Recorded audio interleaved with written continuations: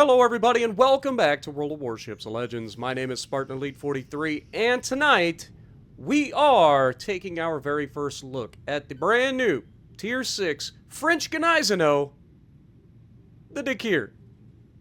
So, with that being said, let's look at our commander. We're running Commander Spock. Now, I don't recommend Commander Spock as your commander on this particular ship, okay? You can do better. But it's not the worst either, because you can go some accuracy and then go with the Master Mechanic being in the third slot instead of the fourth, which is very nice. So there's that. The rest of these skills are for the Flounder. This is not a secondary build battleship, okay? Do not go secondary build. Trust me. We are running Andrew Cunningham and Azure Lane Scharnhorst as our inspirations. If you don't have Scharnhorst, go with something else like Iachino or something like that. That can help with your accuracy a little bit.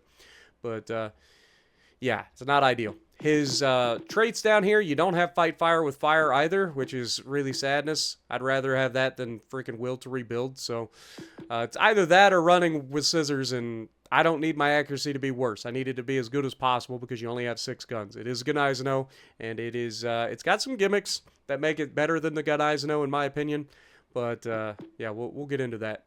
But Will to Rebuild is our perk because whatever are we going to use? Farsight? This is a joke of a perk. I don't know why anybody... You'd have to be an idiot to run Farsight. Anyway. We are running Aiming Systems Mod 1. You could go with the Armament Durability mod. That's one of the gimmicks because you're in a French battleship, technically. Even though it is Gneisenau. You could run that, but you don't need to. Also running Propulsion mod. The steering in this thing is decent enough for a battleship, so I don't really feel like I need it to be that. And then, of course, we are running the Concealment System mod because pretty much necessary in any battleship nowadays. We have 5 heals because of the Master Mechanic perk. We are also running the Spotter Plane to help with a little bit of accuracy, although every time I use it, I feel like it's absolutely useless. And then Sonar. The sonar on this thing is actually busted. The sonar is the long-duration German sonar with 5.4 kilometer detection of ships. So, very, very good sonar. So, use that wisely. Okay? We are running the Italian Unity flag, because if you squint, it kind of looks like a Spartan helmet. And, of course, we're running the Dakir skin, or camo, whatever you want to call it.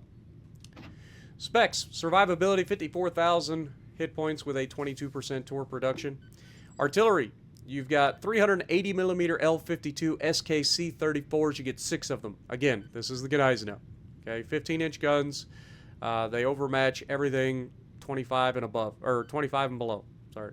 So you can overmatch pretty much all the battleships at your tier, with the exceptions of the ones that, like us, have the extended belt. So basically just the Germans and the Russians, and possibly the Italians. I can't remember if they've got the extended belt or not. But either way, the reload time or firing range is out to 17.4 kilometers with this build, so not the farthest shooting guns in the world, but you shouldn't be sniping in this thing. You should be trying to kind of push a little bit. I'm not saying go full crazy mode like German battleship players tend to do.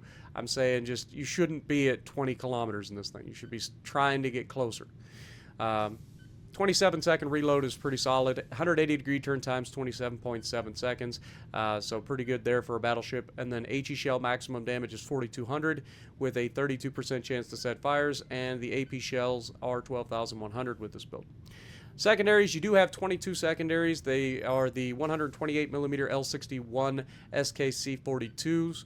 I believe they're a dual-purpose secondary, but you get 22 of those, reaching out to 5.8 kilometers, reloading in 3.2 seconds with a maximum HE shell damage of 1,500 and a 7% chance to set fires. If you go with a full secondary build on this thing, you can get it out to about 7.4, 7.5 kilometers. It's not worth it. Okay, you're losing so much of your main guns trying to go into full secondaries on this, and trust me, they're not worth it. Okay. Torpedoes are fantastic on this ship. You get 3 off either side of the ship, though the launchers tend to get knocked out if you're not careful. If you're going up against a lot of secondaries and stuff, you can kind of count on them getting knocked out. But they reload in just 60 seconds, which is nice. Maximum damage isn't the most in the world, but it's not bad at 13,700. Torp detectability is average at 1.3. torp range is nice at 7.5 kilometers. So you get a little bit extra torp range on this than the regular Gneiseno, and that can sneak up on people. And then the torp speed is actually 67 knots, so a little bit on the speedy side. Not super speedy, but speedy enough. Okay, AA defense. Just like the Gneiseno, you've got deceptive AA defense. Like, it's actually decent, but in practice, I struggle with the AA in this. It'll shoot down planes, but you're going to get absolutely harassed by carriers. So they're going to get their drops off. 20 millimeter flak Zwilling 30H, you get 24 of those doing 50 damage per second, reaching out to just 2 kilometers. Then the 20 millimeter flak Vierling 38, you get 28 of those doing 42 damage per second, reaching out to 2 kilometers. 37 millimeter flak LM42, 12 of those doing 62 damage per second, reaching out to 3.5 kilometers. And then the 128 millimeter L61 SK C42 dual purpose secondaries, 22 of those doing 136 damage per second, reaching out to 5.2 kilometers. Maneuverability in this thing's actually not bad. It looks middle of the road, but in practice, I've actually had a pretty good time with this thing when it comes to dodging torps and all the things you need to do. Rudder shift is 14.7 seconds. The reason I say that feels very normal is, for me, that's my Iowa with steering gears. I think it's a 14.7, somewhere in that neighborhood.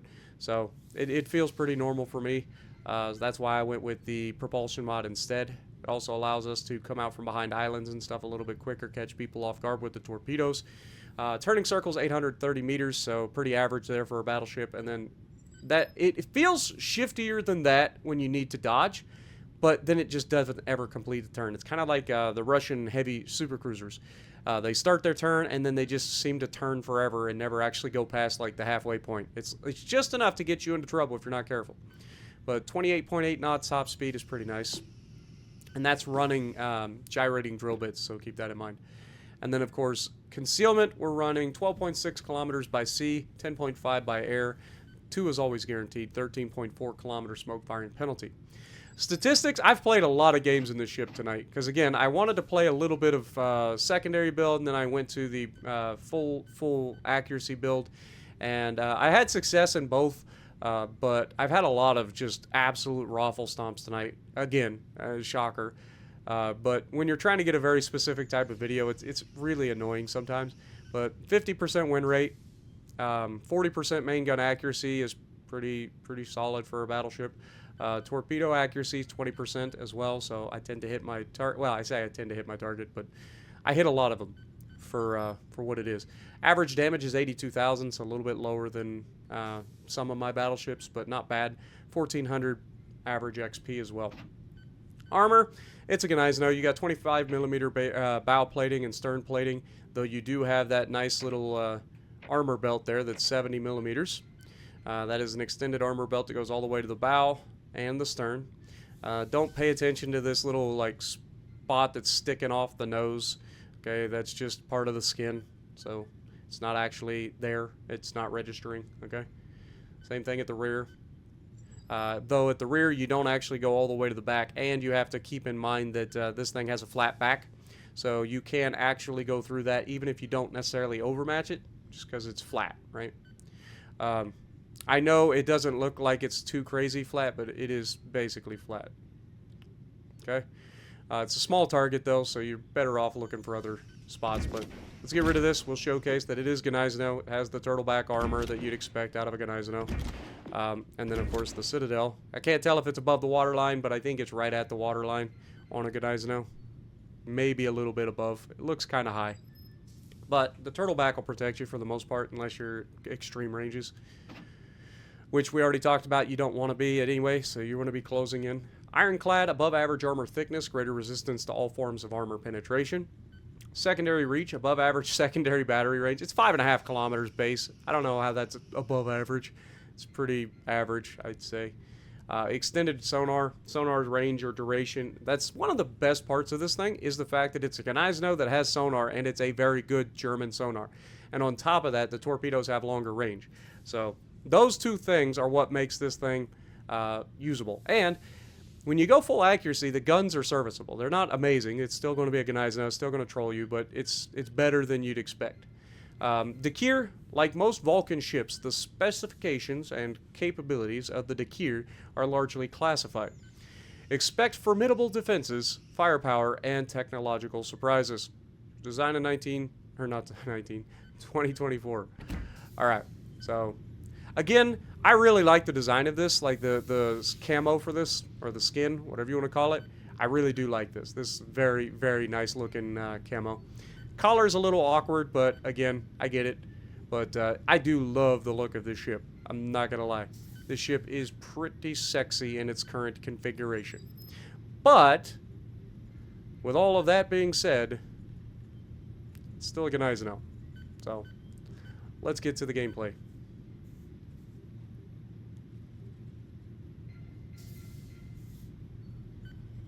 Alrighty, so we're going to be on Neighbors, and we are in the new Dakir. Now, one of the things that I was trying to get for you guys is a fun replay in this thing. Because I do believe that this thing can be fun. It's just that, man, the matches have not been cooperating tonight. I've had some really solid games, but they've fallen short of a replay by one stretch or another. Like, it's always like, my best games tonight in this thing have been pretty solid, but they've fallen just short because I end up dying in a stupid way, or my team just throws completely right out the gate and I've got to battle my way back in.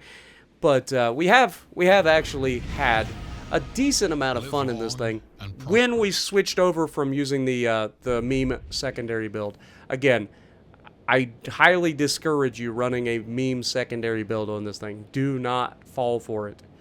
Build into your accuracy on your guns. If you want to use Spock, go for it, because you do get access with an accuracy build to that master mechanic. Otherwise, it's French, so you don't have access to Henry Hyde. And I can't think if there's a French commander that gives you accuracy and master mechanic. I think there is. Maybe Donkey? I don't remember. But this thing can be very, very nasty. And you saw my build.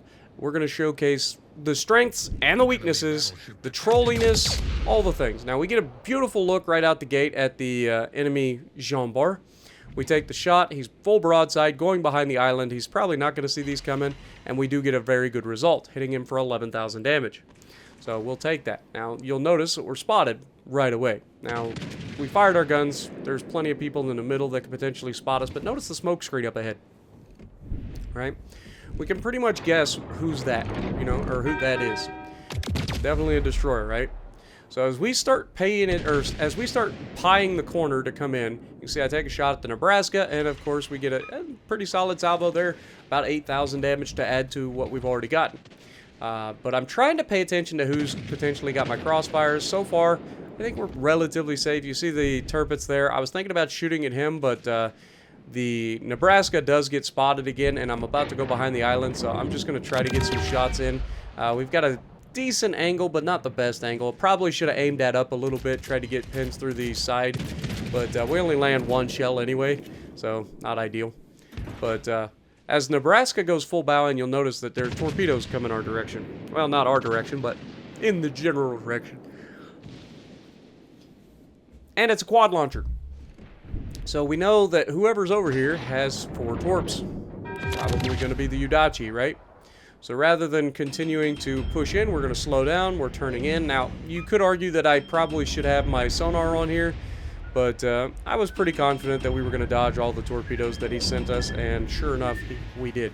However, the guy to my front is not going to be so lucky, because he gets the reload booster treatment, because he gets to have fun. And down he goes. Udachi Dev strikes our freaking Atlantico. Of course. When I get an Atlantico, they're terrible, and when they get an Atlantico, it's the greatest player on the planet that gets the best RNG with his main guns and all of the secondaries every single time. It never fails. It's just the way it goes. I'm used to it at this point. At this point, I've got to be a little bit more passive, right? I can't go barging in. We know there's at least a Udachi here. I don't want to be playing around and find out if the guy's got another reload booster. So we're going to go ahead and get ready to shoot the Bismarck's broadside. We aim high because we just want to get as many shells on target as possible. We're also continuing the turn away instead of just sitting there full broadside. And because of that, he misses all of his shells.